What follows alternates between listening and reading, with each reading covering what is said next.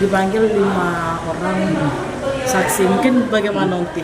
Ya, jadi hari ini dijadwalkan oleh penyidik 5 orang yang dimintain keterangan atau dimasukkan dalam berita acara pemeriksaan. Ya, dari mulai 3 orang dari Kementerian PPA, kemudian juga dari dokter yang memeriksa USG, lanjut 1 orang security dari salah satu apartemen yang didiami atau ditempati oleh saudara LM. Oke, nanti itu 5-5-nya diperiksa di Polres Jakarta Selatan atau terpisah? Ya, jadi terpisah. Jadi pemeriksaan atau meminta keterangan 3 orang di Kementerian PPA, kemudian juga 1 orang di Polres Jakarta Selatan yaitu security. Kemudian yang 1 di kantor dari di dokter. Berarti seperti di kliniknya tuh. Jadi di kantornya dokter ya. Nanti itu satu dokter yang diperiksa itu yang melakukan USG atau yang memeriksa setelah adanya kejadian aborsi itu.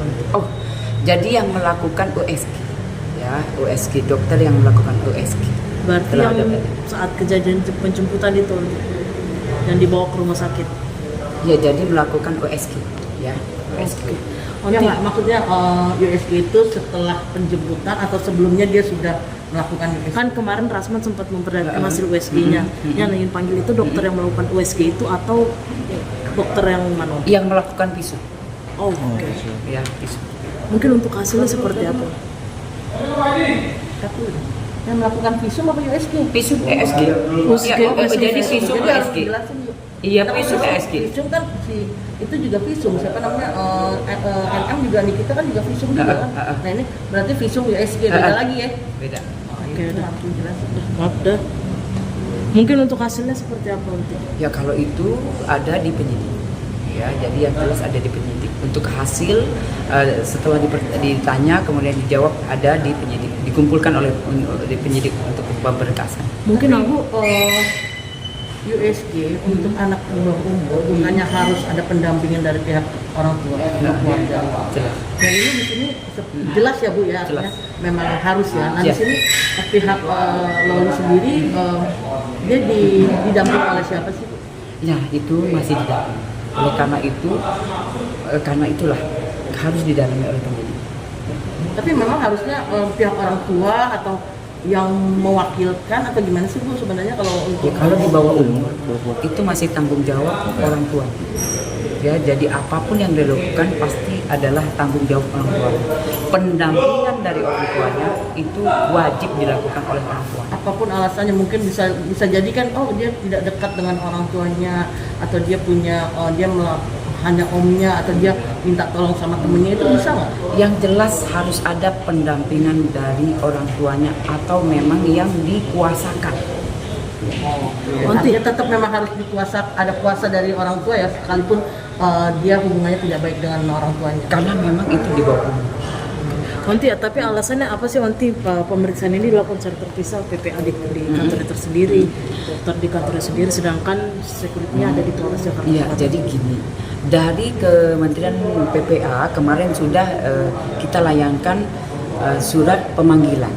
Kemudian sudah berkoordinasi karena memang tugas dan yang tidak bisa ditinggalkan. Oleh karena itu hari ini setelah berkoordinasi tadi penyidik PPA melakukan pemeriksaan di Kementerian PPA.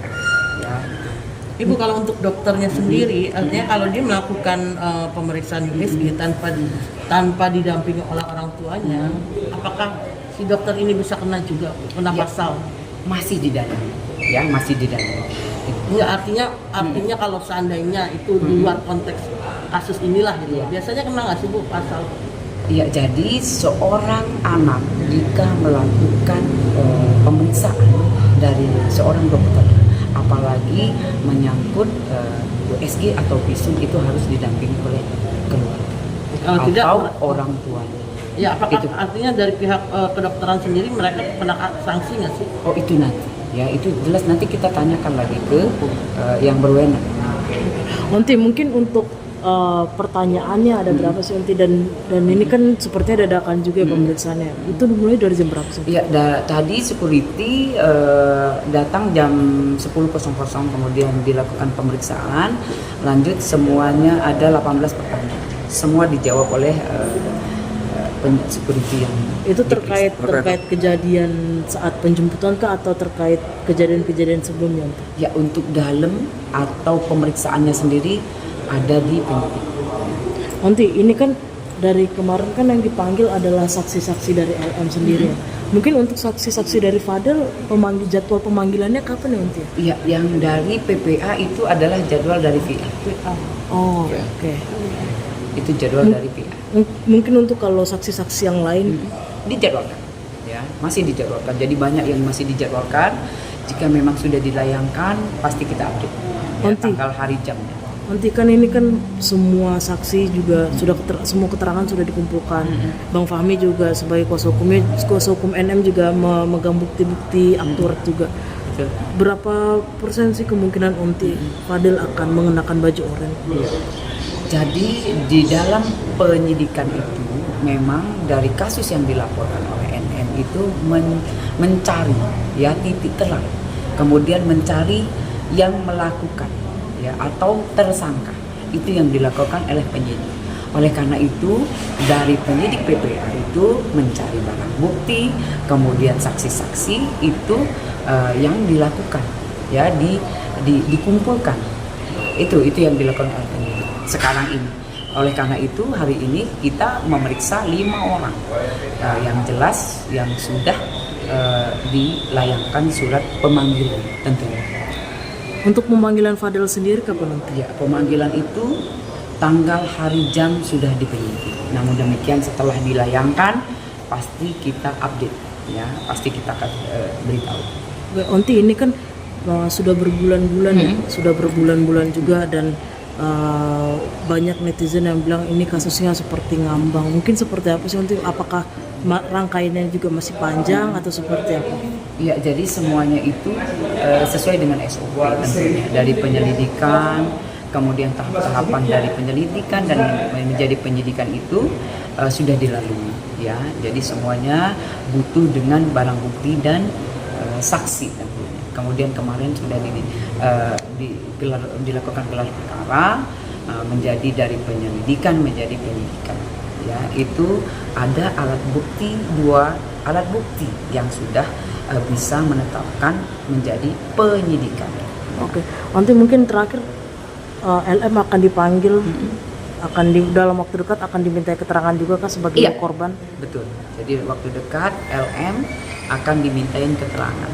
Akan didampingi oleh siapa aja? Didampingi orang tua. Yang jelas didampingi orang tua, kemudian kuasa hukum.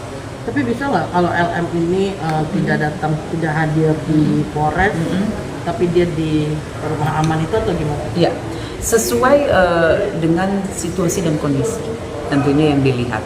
Jika memang bisa diperiksa atau dimintain keterangan di Polres Jakarta Selatan, kita minta keterangan di Polres Jakarta Selatan.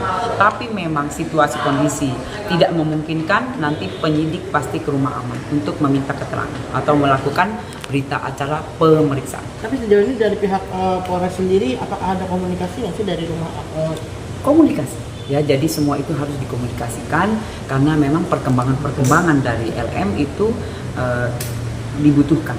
Ya. Dan sejauh ini seperti apa Bu komunikasi? Sejauh ini memang sudah membaik ya, dari keadaan yang kemarin ke sini sudah lebih baik dari yang kemarin keadaan dari LM. Ya, oke.